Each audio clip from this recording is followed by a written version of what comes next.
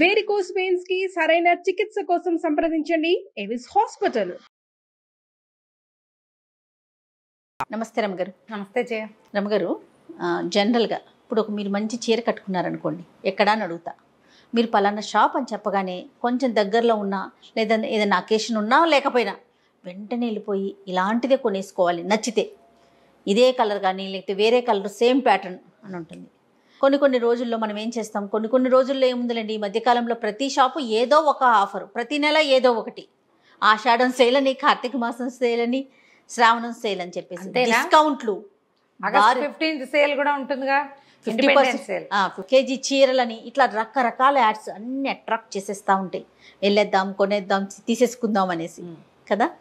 షాప్కి వెళ్ళినప్పుడు మనకి కళ్ళ నిండా కనిపిస్తూ ఉంటాయి, అవి కూడా చూస్తూ ఉంటాం. మనము ఎలా కంట్రోల్ చేసుకోవాలి షాపింగ్కి వెళ్ళినప్పుడు? ప్రతిదీ కొనేలేం కదా, నిండిపోతూ ఉంటాయి కదా. ఎట్లా రమ్మగారు? అంటే కంట్రోల్ కావాలా, షాపింగ్ ట్రిక్ కావాలని? కంట్రోల్ ట్రిక్ రెండూ కావాలి. కూల్ కూల్ కూల్ అనుకోవాలి. నేను ఎవరితో వెళ్ళినా ఏమీ కొనకుండా ఉంటాను జయ. అంతేనా? ఏదైనా ఒకటి కొందాం అని ప్రిపేర్ అయితే ఒకటే కొంటాను. ఓకే. మైసూర్ వెళ్ళామా, మా ఫ్రెండ్ 7 చీరలు కొన్నారు, మీరు ఒక్కటే ఒక చీరే కొన్నా. ఓకే. ఈ వెరైటీ లేదు మన దగ్గర, ఇది చాలా బాగుంటుంది, ఓకే, ఒక్కటి కొనుక్కుందాం, ఇంకా చాలా నెక్స్ట్ టైం వచ్చినప్పుడు కొందాం. పోస్ట్పోన్మెంట్ అనేది ఒక ప్రాక్టీస్ పెట్టుకోండి. కాదయ్య, మనకే ఫ్రిడ్జ్లో ఒక 5-6 రకాల కూరలు ఉన్నాయి, 5-6 వండేసుకుంటామా?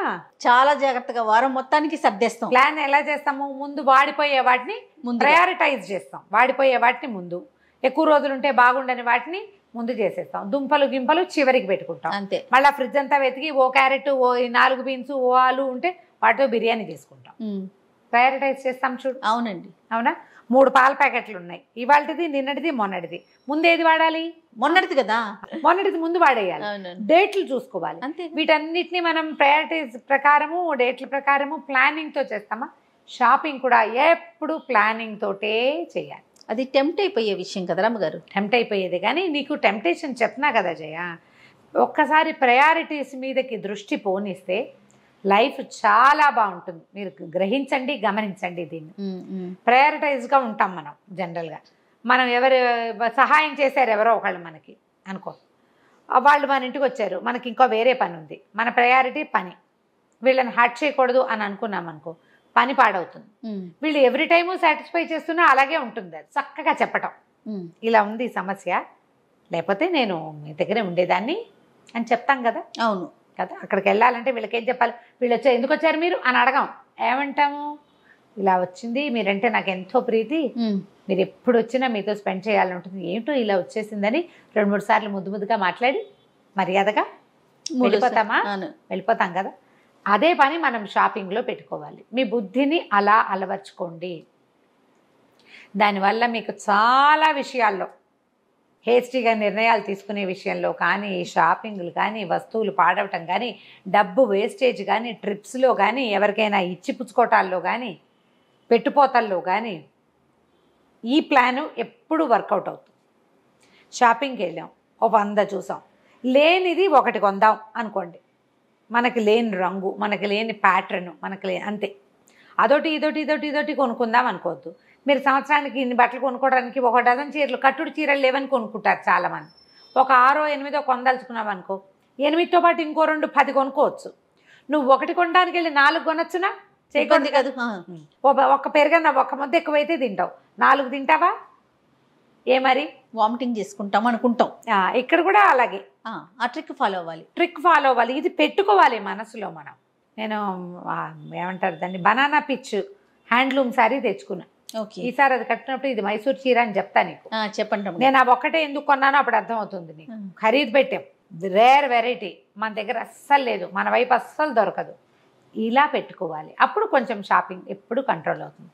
ఆన్లైన్ షాపింగ్లు వచ్చినాయి ఇప్పుడు. ఆన్లైన్ కొనుక్కునేటప్పుడు ఒకటే ప్యాటర్న్ 3 రంగులు కొనం కదా, అస్సలు వేరు ప్యాటర్న్స్ కొంటాం. అంత ప్యాటర్న్ మనకి సెట్ అవుతుందా, సూట్ అవుతుందా లేదా. పిల్లలకి బట్టలు కొనేటప్పుడు కూడా అంతే, ఒకటే రకం 10 కొనేసుకోకూడదు. రకాలు చాలా రంగులు, 6 రంగులు బాగున్నాయి, ఇంట్లో వేసుకుంటారంటే 2 కొనుక్కోవచ్చు. 6 కొనుక్కుంటే ఒకేసారి పొట్టైపోతాయి కదా 6 జతలు. అవును, ఆలోచించాలిగా ఖచ్చితంగా. కానీ నేను అనుకుంటా జయ, ఇలాంటివి అసలు చెప్పక్కర్లేదేమో. ఎవరికి వాళ్ళకి కంట్రోల్ ఉంటుందంటారా? ప్లాన్ ఇవాళ రేపు ఉంటుంది ప్రతి వాళ్ళకి కూడా. ప్లాన్ లేకుండా కొనేవాళ్ళు చాలా కొద్దిమంది, వాళ్ళు ఇంపల్సివ్గా చేసేస్తారు. ఏదో ఒకటి చేసేసేయాలని ఆత్రం కొద్ది. అవునవును. అది ఆత్రము, వాళ్ళకి సెల్ఫ్ కంట్రోల్ ఉంటే కానీ పోదు. ఇప్పుడు ఆన్లైన్ కొనుక్కుంటాం, కొన్ని సైట్స్లో 3 జతలు కొనుక్కుంటే ఒక రేటు, 5 జతలు కొనుక్కుంటే ఒక రేటు పెడతారు. 5 జతలు కొనేసుకున్నాం అనుకో, ఎప్పుడు కూడా రిటర్న్ పాలసీ ఎలా ఉందో మొదట చూసుకోవాలి. చాలామంది చూస్తారు.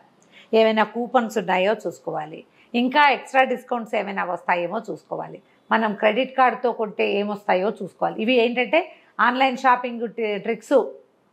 అది చేస్తూ ఉంటే మనకి బాగా తెలుస్తుంది. చేస్తూ ఉంటే ఒక 6 or 8 ఒకేసారి ఆర్డర్ చేసేసి చాలా బాగున్నా ఉంచుకుని 4 రిటర్న్ చేసేయచ్చు.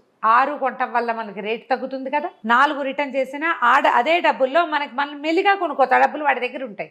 అవే అక్కడి నుంచి రిలయబుల్ సైట్స్లోకే వెళ్ళండి, కొత్త వాటిలలోకి వెళ్ళొద్దు.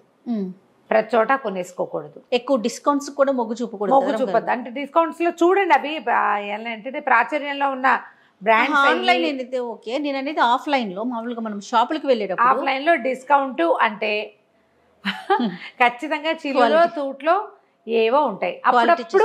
అప్పుడప్పుడు ఏ క్లియరెన్స్ సేల్లో కళ్ళు బాగా పెట్టుకుని మీ పక్కన టైం పెట్టుకుని మీ పక్కన ఒకటి బాగా చూసేవాళ్ళు. కొంతమందికి ఉంటాయి కళ్ళు.